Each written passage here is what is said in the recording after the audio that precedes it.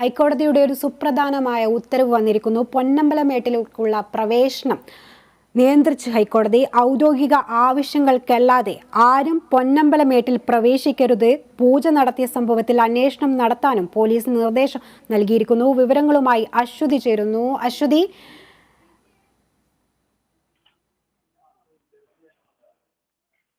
പൊന്നമ്പലമേട്ടിലേക്കുള്ള പ്രവേശനം നിയന്ത്രിച്ചിരിക്കുകയാണ് ഹൈക്കോടതി. സുപ്രധാനമായ ഒരു ഉത്തരവാണ് വന്നിരിക്കുന്നത്. എന്തൊക്കെയാണ് വിശദാംശങ്ങൾ?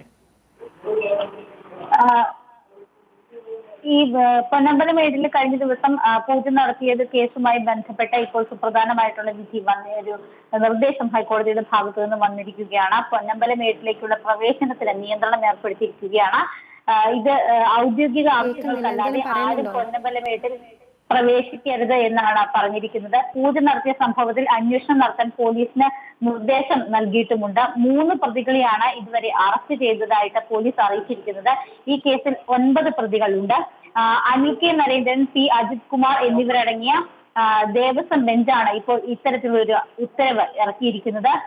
പോലീസ് രജിസ്റ്റർ ചെയ്ത കേസിന്റെ അന്വേഷണ പുരോഗതി പത്തനംതിട്ട ജില്ലാ പോലീസ് മേധാവി അറിയിക്കണമെന്നും ഹൈക്കോടതി നിർദ്ദേശിച്ചിരിക്കുകയാണ്. അതുപോലെ തന്നെ പൊന്നമ്പലമേട്ടിൽ തത്സമയ നിരീക്ഷണത്തിനുള്ള ക്യാമറകൾ സ്ഥാപിക്കുന്ന കാര്യത്തിൽ വൈകാതെ തീരുമാനമെടുക്കണമെന്നും കോടതി നിർദ്ദേശിച്ചിട്ടുണ്ട്. അനധികൃത പ്രവേശനം തടയാൻ സ്വീകരിച്ച നടപടികൾ വനം ഡെപ്യൂട്ടി ഡയറക്ടർ അറിയിക്കണമെന്ന് പറയുന്നു. പൊന്നമ്പലമേട്ടിൽ അതിക്രമിച്ച് കയറി പൂജ നടത്തിയ സംഭവത്തിൽ സ്വമേധയാ എടുത്ത കേസിലാണ്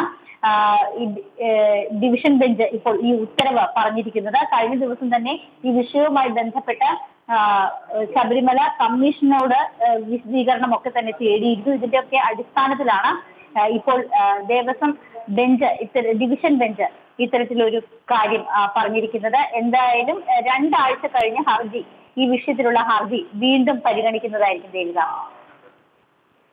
പൊന്നമ്പലമേട്ടിൽ അനധികൃത പൂജ നടത്തിയ കേസിന് പിന്നാലെ പ്രവേശനം നിയന്ത്രിച്ച് ഹൈക്കോടതി ഉത്തരവിട്ടിരിക്കുന്നു. ഔദ്യോഗിക ആവശ്യങ്ങൾക്കല്ലാതെ ആരും പൊന്നമ്പലമേട്ടിൽ പ്രവേശിക്കരുത്. പൂജ നടത്തിയ സംഭവത്തിൽ അന്വേഷണം നടത്താൻ പോലീസിന് നിർദ്ദേശവും നൽകിയിരിക്കുകയാണ് ഹൈക്കോടതി. വിശദാംശങ്ങളാണ് അശ്വതി നൽകിയത്.